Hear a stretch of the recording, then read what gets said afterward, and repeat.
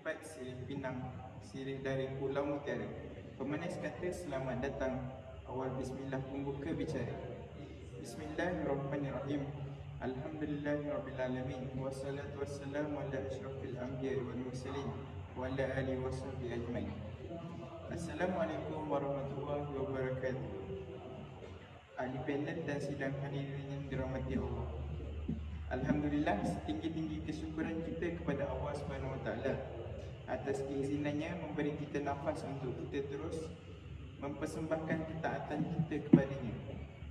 Hari ini kita diizinkan sekali lagi oleh Allah SWT untuk berhimpun bersama-sama dalam majlis ilmu pada hari yang ceria ini. Jadi Alhamdulillah kita telah dipilih oleh Allah SWT untuk bersama-sama dalam majlis yang baik, dan insyaAllah tajuk forum kita pada hari ini akan membincangkan tentang LGBT. Sebelum itu, saya memperkenalkan diri saya, Muhammad Syafiq Izzuddin, dan merupakan moderator untuk forum kita pada kali ini. Seterusnya kita tampilkan dua orang panel kita, iaitu panel 1 Saudari Intan Nurrizati dan panel 2 Saudari Nur Farhana.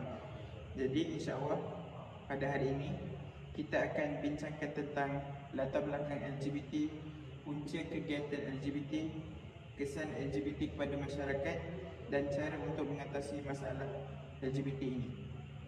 Sebelum saya membuat sesi soal jawab bersama ahli panel, izinkan saya mengupas lebih lanjut tentang tajuk kita pada hari ini, iaitu LGBT. LGBT atau singkatan dari lesbian, gay, bisexual dan transgender merupakan sebuah istilah yang memberi makna kepada hubungan seksual yang songsang dan haram secara ijma' di dalam Islam. Lesbian ialah hubungan perempuan dengan perempuan, gay ialah hubungan lelaki dengan lelaki, bisexual ialah seseorang yang boleh berhubungan dengan lawan jenis maupun sejenis, transgender ialah ketidakselesaian antara jantina biologi dan identiti jantina mereka. Golongan LGBT adalah golongan yang menghadapi kekeliruan identiti. Kebanyakan golongan transseksual menganggap diri mereka terperangkap dalam fizikal jantina yang berlawanan dengan minda dan perasaan mereka. Keyakinan tersebut mendorong segelintir daripada komuniti ini nekat melakukan pembedahan menukar jantina akibat terbelenggu dengan konflik diri untuk menerima jantina sendiri. LGBT juga boleh dikategorikan sebagai penyakit psikiatri atas faktor kecelaruan pemikiran yang dihadapi. Penyakit ini juga tidak terhad kepada gender semata-mata, tetapi turut merangkum beberapa aspek lain seperti warna kulit, usia dan lain-lain. Untuk tidak membuang masa, kita akan bertanyakan soalan yang pertama kepada saudari Intan. Bagaimanakah asal-usul LGBT ini boleh berlaku? Bolehkah saudari Intan sedikit sebanyak bercerita tentang latar belakang LGBT? Bismillahirrahmanirrahim. Terima kasih kepada moderator majlis. Assalamualaikum warahmatullahi wabarakatuh, dan selamat sejahtera kepada hadirin-hadirat yang dikasihi Allah sekalian. Pertama sekali, sebelum kita mengupas dengan lebih lanjut tentang perbincangan forum kita pada hari ini yang bertajuk LGBT, pentingnya kita untuk mengetahui latar belakang dan bagaimana terwujudnya golongan ini. Permasalahan kecelaruan seksual dan jantina merujuk kepada komuniti lesbian, gay, bisexual dan transgender, iaitu LGBT, bukanlah satu isu baru pada zaman kini. Allah Subhanahu Wa Taala telah menjelaskan permasalahan homoseksual yang sudah lama berlaku dalam kalangan umat Nabi Lut alaihi salam. Perbuatan homoseksual terbabit jelas perkara yang keji sebagaimana firman-Nya dalam surah Al-A'raf ayat 80 hingga 84 yang bermaksud, dan Nabi juga kami utuskan, ingatlah tatkala dia berkata kepada kaumnya, patutkah kamu melakukan perbuatan keji yang tidak pernah dilakukan oleh seseorang daripada penduduk alam ini sebelum kamu? Sesungguhnya dengan mendatangi lelaki untuk memuaskan nafsu syahwatmu dan meninggalkan perempuan. Bahkan kamu ini adalah kaum yang melampaui batas dan tiada jawapan oleh kaumnya melainkan mereka berkata usirlah mereka Nabi Lut alaihi salam dan pengikutnya yang taat dari bandar kamu ini. Sesungguhnya mereka yang mendakwa mensucikan diri.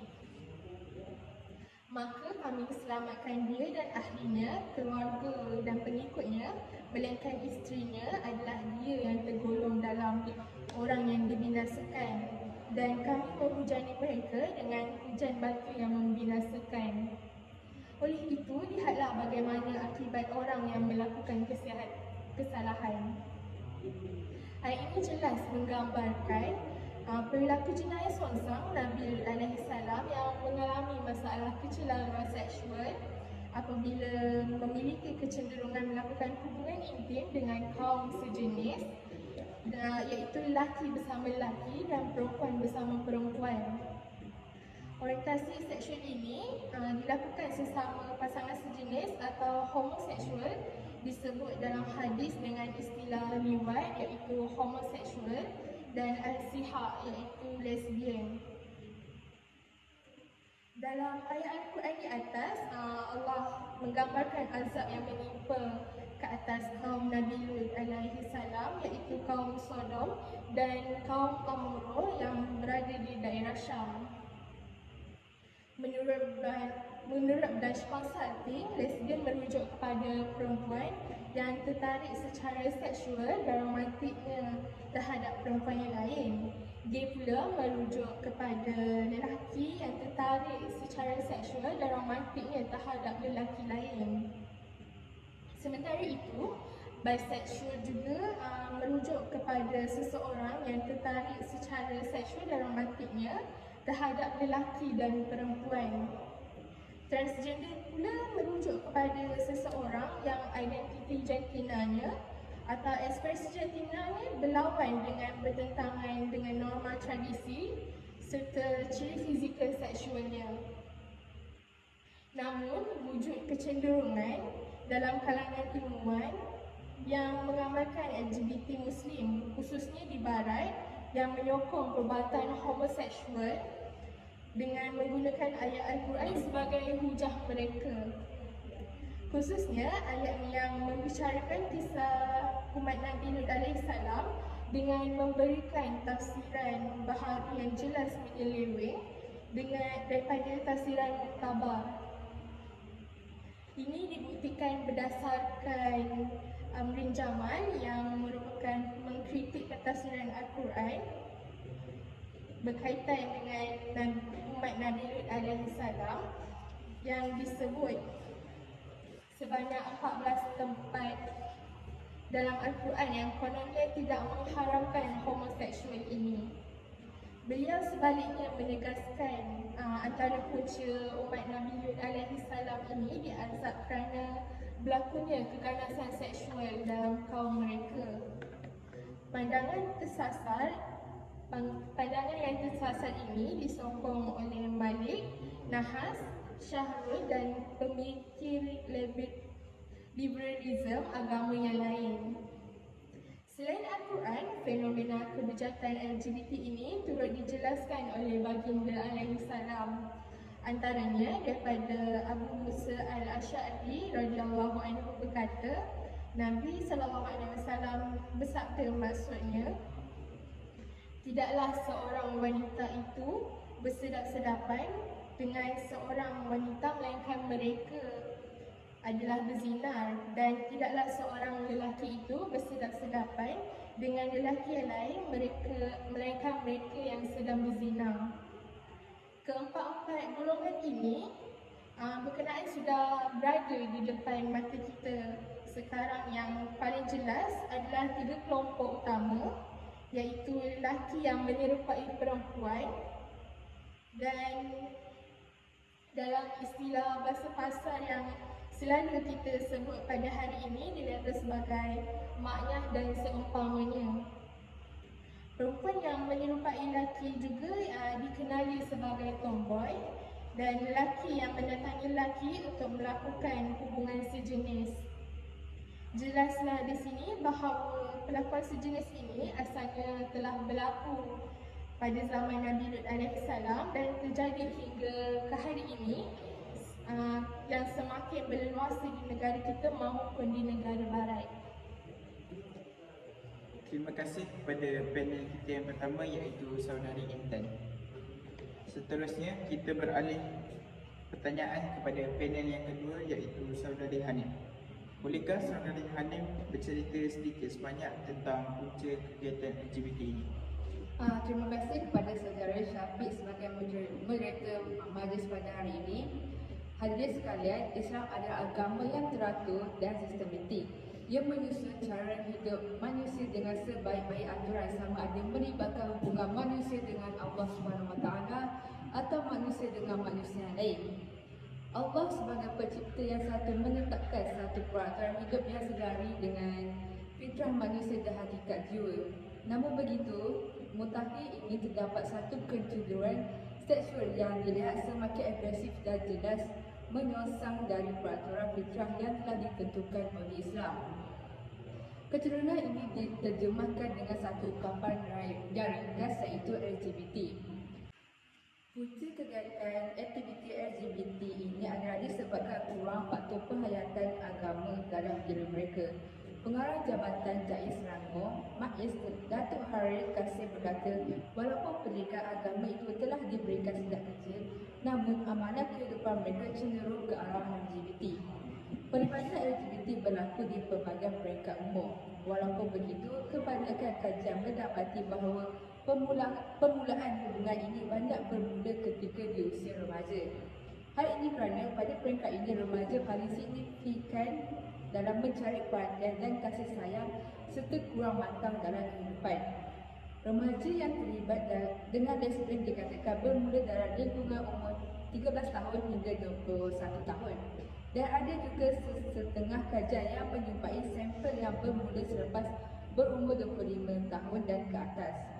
Pasangan LGBT ini tidak mempunyai pegangan yang kukuh tentang hukum hakam melakukan hubungan sesama jantina. Iman yang lemah menyebabkan pasangan LGBT tersebut berfikir bahawa ini merupakan takdir yang telah ditetapkan. Dalam sejarah, kehidupan LGBT ini bukanlah sesuatu yang baharu. Ia sudah wujud sejak zaman Nabi Lut alaihissalam, lagi sebagaimana Allah SWT berfirman dalam surah Al-A'raf ayat 80 hingga 81. Auzubillahi minasyaitonirrajim. Bismillahirrahmanirrahim. Walutan izu qala liqaumihi atatuna al-fahishata ma sabaqakum biha min ahadin minal alamin innakum latuna rajala syahwatum min dunin nasa'i bal antum qaumun musyrikun. Dan kami juga telah mengutus Lut kepada kaumnya. Ingatlah tatkala dia berkata kepada mereka, mengapa kalian mengerjakan perbuatan fahisyah itu yang belum pernah dikerjakan oleh seorang pun di dunia ini sebelum kalian? Sesungguhnya kalian mendatangi lelaki untuk melupakan nafsu kalian kepada mereka, bukan kepada wanita. Bahkan kalian ini adalah kaum yang melampaui batas. Faktor besar yang kedua, kegiatan LGBT ini juga adalah berpunca daripada keluarga. Pengalaman atau trauma di masa anak-anak misalnya dikasari oleh ibu atau ayah hingga si anak beranggapan semua pria atau perempuan bersikap kasar, bengis dan panas bara yang memungkinkan si anak merasa benci pada orang itu. Melalui hubungan kekeluargaan yang renggang, bagi seorang lesbian misalnya pengalaman atau trauma yang dirasakan oleh para wanita dari saat anak-anak akibat kekerasan yang dilakukan oleh bapa, kakaknya maupun saudara lelaki-lakinya. Kekerasan yang dialami daripada segi fizik, mental dan seksual itu membuatkan seseorang wanita bersikap benci terhadap semua pria. Selain itu, bagi golongan transgender, faktor lain yang menyebabkan seseorang itu berlaku kecenderungan gender adalah sikap orang tua yang idamkan anak-anak lelaki atau perempuan juga akan mengakibatkan seseorang anak itu cenderung kepada apa yang diidamkan. Terima kasih Saudari Hanim tentang pengenalan yang jelas. Kita beralih ke pusingan yang kedua dan soalan yang seterusnya diajukan kepada panel pertama iaitu Saudari Intan. Apakah kesan LGBT kepada masyarakat serta umat Islam yang lain? Kesan LGBT terbahagi kepada dua pihak, iaitu dari segi individu dan masyarakat. LGBT ini akan memberi kesan kepada pelbagai pihak, terutamanya individu dan agama Islam sekiranya perkara ini tidak dibendung, dan ia akan memberi kesan yang mendalam kepada diri seseorang.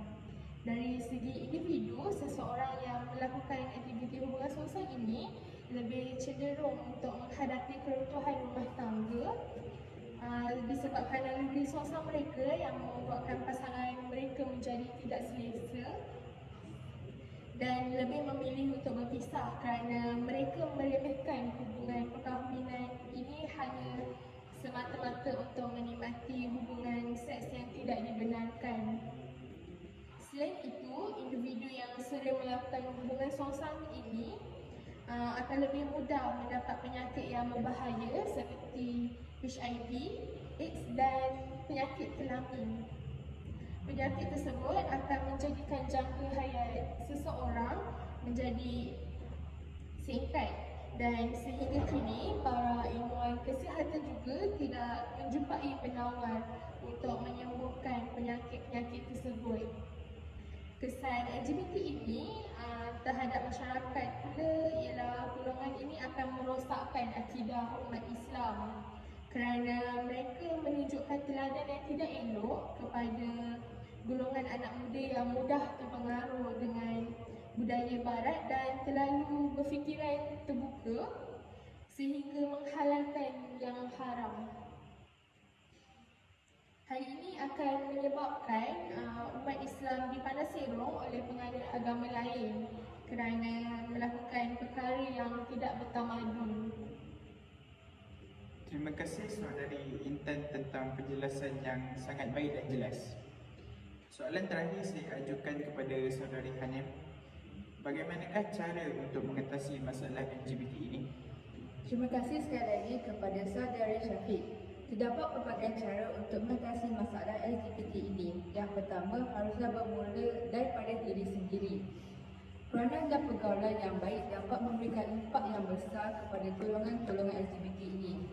Setiap kita pasti memiliki pengalaman tersendiri tentang peranan, pergaulan dalam pembentukan jati diri dan peranannya. Sedikit sebanyak cara berfikir dan kesukaan kita terpengaruh oleh keluarga, teman bergaul atau masyarakat sekitar. Yang kedua, pendidikan yang betul daripada ibu bapa. Ibu bapa perlu mengawasi keadaan anak-anak mereka pada setiap masa.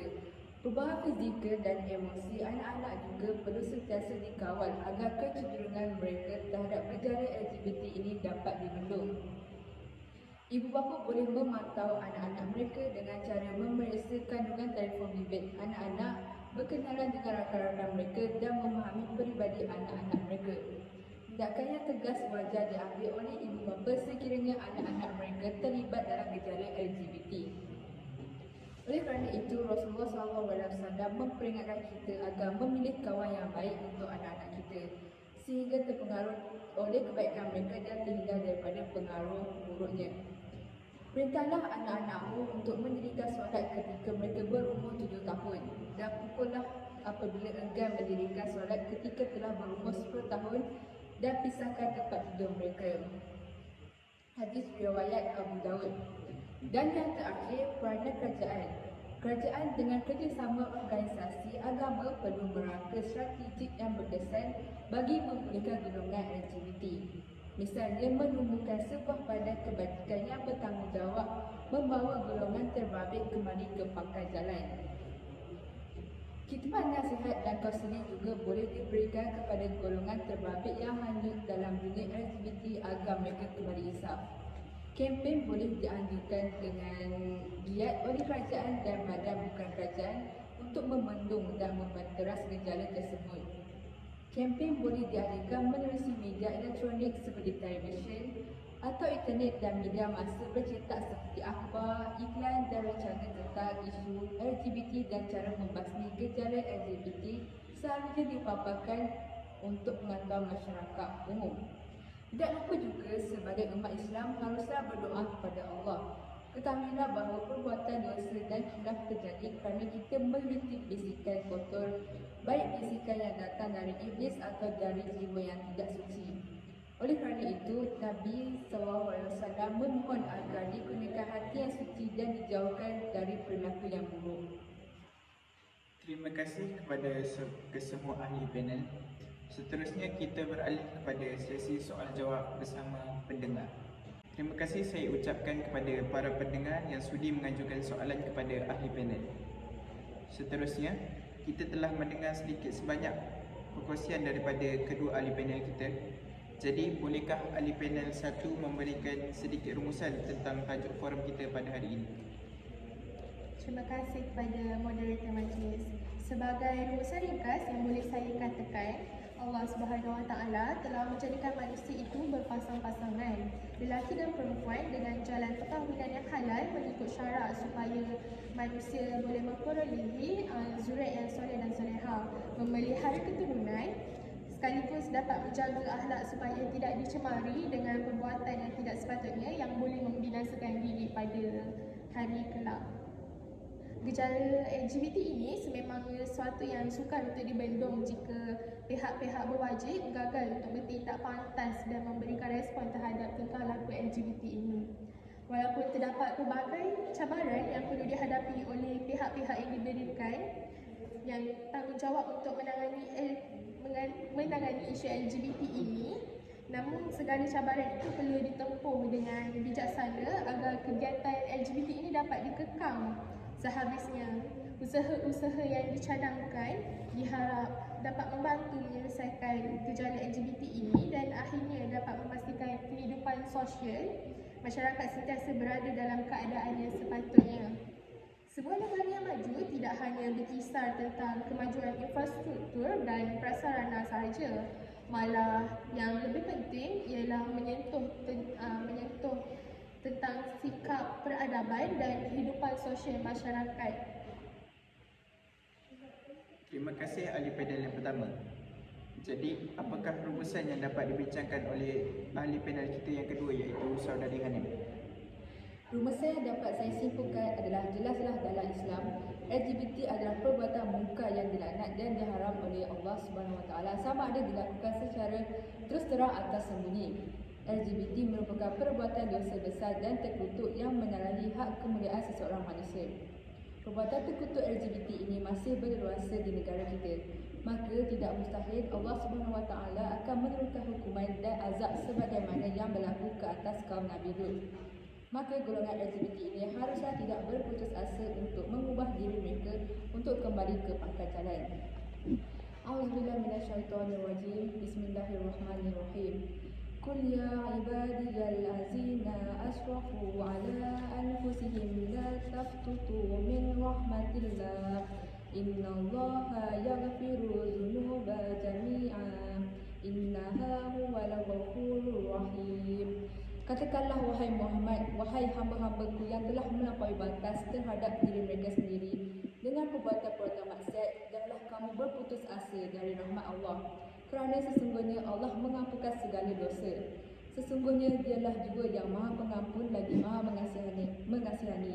Ayat Az-Zumar ayat 53. Demikian sudah perbincangan daripada semua ahli panel kita tentang latar belakang LGBT, punca kegiatan LGBT, kesan LGBT kepada masyarakat dan cara untuk mengatasi masalah LGBT ini.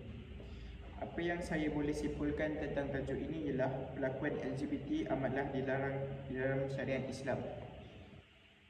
Amalan ini amatlah ditentang di dalam Al-Quran dan hadis. Walaupun demikian, kita sebagai umat Islam seharusnya mengambil tanggungjawab untuk memberikan dakwah kepada golongan tersebut dan tidak mengabaikan isu yang boleh merebak menjadi barah kepada negara ini. Jalan dakwah ialah jalan baginda Nabi SAW, seseorang Nabi yang membawa rahmat kepada seluruh alam. Firman Allah Subhanahu Wa Taala dalam surah Al-Anbiya ayat 107, "Wa ma arsalnaka illa rahmatan lil alamin." Maksudnya, dan tiadalah kami memutuskan engkau, wahai Muhammad, melainkan untuk menjadi rahmat bagi sekalian alam. Walaupun secara prinsipnya perlakuan LGBT tidak dapat diterima berdasarkan panduan daripada Al-Quran dan Al-Hadis, undang-undang serta norma budaya masyarakat Malaysia. Namun, ia tidak menafikan hak golongan ini untuk dibimbing dan dinasihati. Pendekatan ini adalah selaras dengan prinsip dakwah dalam Islam agar memberi peluang kepada mereka yang melakukan dosa dan maksiat untuk memperbaiki diri dan mendapatkan pengampunan Allah. Oleh itu, disarankan semua pihak berganding bahu bertindak secara proaktif menangani isu ini melalui jalinan kerjasama antara agensi-agensi kerajaan yang terlibat seperti Jabatan Kemajuan Islam Malaysia JAKIM dan Jabatan Mufti serta NGO-NGO yang berkaitan. Terima kasih saya ucapkan kepada kesemua ahli panel kita kerana sudi hadir dan menyuarakan pendapat masing-masing. Moga apa yang kita dapat hari ini tidak sekadar masuk telinga kanan, keluar telinga kiri. Saya mewakili semua ahli panel mengucapkan setinggi-tinggi terima kasih kepada semua hadirin yang sudi hadir menyaksikan forum pada hari ini. Lantaran keterbatasan waktu, saya mohon mengakhiri bicara ini. Sekian sahaja untuk hari ini. Terkasar bahasa, tersilap bicara, mohon dimaafkan. Sesungguhnya yang baik itu datangnya daripada Yang Maha Pencipta dan yang kurang elok itu datangnya daripada kehilafan diri kami sendiri. Wallahu a'lam. Saya akhiri forum ini dengan lafaz yang mulia. Wabillahi taufiq wal hidayah. Wassalamualaikum warahmatullahi wabarakatuh.